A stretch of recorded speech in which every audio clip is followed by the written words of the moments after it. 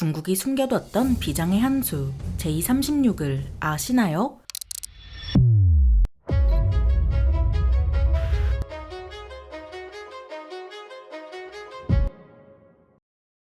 안녕하세요. 지식스토리입니다. 이번에는 중국이 자랑하는 6세대 전투기 J-36에 대해 알아볼 텐데요. 지군단 여러분은 전투기에서 어떤 것이 가장 중요하다고 생각하시나요? 속도, 기동성, 전투행동 반경 등 하드웨어적인 측면도 중요하지만 오늘날에도 가장 중요하다라고 하긴 어렵습니다. 기술이 발달하면서 탐지 및 처리 능력, 통신 등 소프트웨어적인 측면이 훨씬 더 중요해졌고, 이는 공중전의 양상을 뿌리째 바꿔놓고 있습니다. 작년 12월 26일에 처음 등장한 중국의 6세대 대형 전투기 J-36은 이러한 변화를 활용한 좋은 예시인데요. 이 6세대 전투기는 중국의 변치 않는 목표, 즉 대만을 무력으로 합병하는 힘을 갖는 것과 세계를 발 아래 두려는 목표를 함께 끌어가기 위해 개발된 야심작이죠. J-36의 구체적인 성능은 공개되지 않았지만 시제기의 형태로 유추해볼 수 있는 것들이 있습니다. 그중 하나는 만약 F터버너를 사용하지 않고 초음속으로 순항할 수 있다면 아음속으로 순항하는 기존 전투기보다 더 빠르고 안전하게 공중전에 들어가고 빠질 수 있다는 사실입니다. 초음속 순항을 할 수 있다는 말은 같은 비행시간 동안 다른 전투기보다 J-36이 더 많은 임무를 수행할 수 있다는 것인데요. 거기에 높은 수준의 스텔스 기술까지 더해지면 J-36이 상대의 방공망을 마치 유령처럼 넘나들 수 있죠. 거기에 무장창은 대륙만큼 커서 많은 양의 무장을 장비할 수 있는데, 이 말인즉 J-36이 비행장, 항공모함 가리지 않고 다 공격할 수 있다는 결론을 내릴 수 있습니다. J-36은 초음속 순항과 고고도를 활용해 비싼 돈 들일 거 없이 활공폭탄을 더 멀리 던질 수도 있는 만큼 그 활용 가능성은 무궁무진합니다. J-36의 무장창이 이토록 큰 이유는 조기경보기와 공중급유기 등 특수임무기와 연계해 전투기의 사거리 밖에서 일방적으로 공격을 퍼붓기 위해서인데요. 그래서 J-36의 무장창은 큼지막한 공대공 미사일을 운반할 만큼 크죠. 이 무지막지한 공대공 미사일을 표적화하기 위한 데이터는 위성, 항공기, 군함, 지상기지 등 다양한 곳에서 받을 수도 있습니다. 이렇게 J-36은 다양한 곳에서 받은 데이터로 전투기의 사거리 밖에서 차한잔하면서 버튼 딸깍하는 것만으로 승리할 수도 있습니다. 그렇다고 J-36이 탐지 능력이 없는 것은 아니라 다른 항공기와 군함에 역으로 데이터를 제공할 수도 있는데요. J-36 정도 되는 대형 전투기가 쉽게 중량칠 수 있는 수동 혹은 능동 센서를 장비했을 수도 있죠. J-36은 이러한 데이터 공유를 바탕으로 다른 전투기를 지휘할 수도 있고, 이를 위해 적이 감지하기 어려운 무선 링크로 데이터를 주고받을 수도 있습니다. 동체 앞쪽에 뭔가 필름 같은 부분은 넓은 시야를 자랑하는 미사일 경보체계일 수도 있지만 또 다른 가능성이 있습니다. 전투기의 특성상 전방만 공격할 수 있지만 여기에 포탑 없이 레이저를 장착한다고 하면 이야기가 달라지는데요. 필름 같아 보이는 창 아래 우리 눈처럼 이리저리 움직여 미사일을 격추할 수 있는 레이저를 넣을 수도 있다는 것이죠. 여기까지 이야기한 것을 놓고 보면 각종 첨단 기술에 관해 이야기하느라 속도나 이런 것은 중요하지 않은 것처럼 느껴지기도 합니다. 하지만 속도는 생존 가능성이 중요하고 교전 범위를 고무줄처럼 늘렸다 줄였다 할 수 있습니다. 앞서 말한 초음속 순항은 비행시간을 절반으로 줄일 수 있고, 아음속 순항과 비교했을 때 출격률이 크게 높아지는데요. 마하 2의 속도로 활공폭탄을 던지면 약 170km 떨어진 거리까지도 어렵지 않게 때릴 수 있으니 말 다했죠. K9의 사거리가 40km라는 것을 고려하면 날개 달린 폭탄이 약 170km를 날아가는 것은 눈이 뒤집힐 만한 일입니다. 이렇듯 첨단 기술 못지않게 속도는 여전히 중요하고, 만약 J-36이 이곳저곳 침투하면서 미국의 B-21, B-52 등 비싼 무기들을 더 뒤로 빼도록 만들면 미국의 영향력이 떨어질 수도 있습니다. 한편 앞으로 중요한 역할을 할 J-36은 그냥 무리지어 다니는 것이 아니라 특수 임무기와 함께 하는데요. J-36과 함께할 특수 임무기로는 Y-20 수송기를 기반으로 한 KJ-3000 조기경보기가 있습니다. KJ-3000과 함께하면 J-36은 유령처럼 날아다니면서 일방적으로 대량의 미사일을 발사할 수 있습니다. 그리고 J-36이 속도와 스텔스의 이점을 살려 마치 날아다니는 레이더와 같은 역할을 할 수도 있는데요. J-36은 감지하기 어려운 무선 링크로 데이터를 주고받는 만큼 유인기 무인기 가리지 않고 지휘할 수도 있죠.